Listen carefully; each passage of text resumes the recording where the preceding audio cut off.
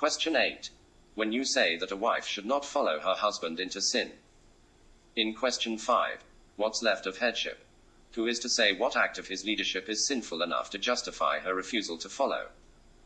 We are not claiming to live without ambiguities, because sometimes people face difficult decisions in complicated situations. Neither are we saying that headship consists in a series of directives to the wife. Leadership is not synonymous with unilateral decision-making.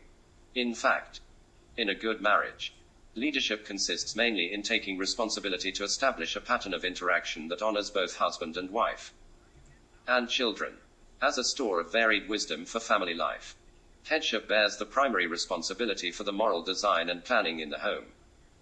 But the development of that design and plan will include the wife, who may be wiser and more intelligent. None of this is nullified by some ambiguities in difficult, borderline cases where husbands and wives disagree on what constitutes faithfulness to Christ. The leadership structures of state, church, and home do not become meaningless even though Christ alone is the absolute authority over each one.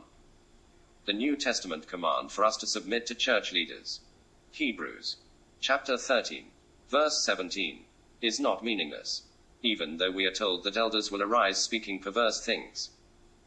Acts chapter 20, verse 30, and that when they do so, they should be rebuked rather than followed. 1 Timothy chapter 5, verse 20, the command to submit to civil authorities, Romans chapter 13, verse 1, is not meaningless, even though there is such a thing as conscientious objection.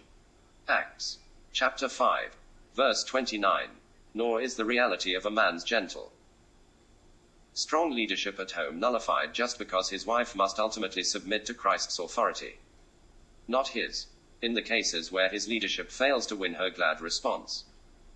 He must entrust himself to the grace of God and seek the path of biblical wisdom through prayer and counsel.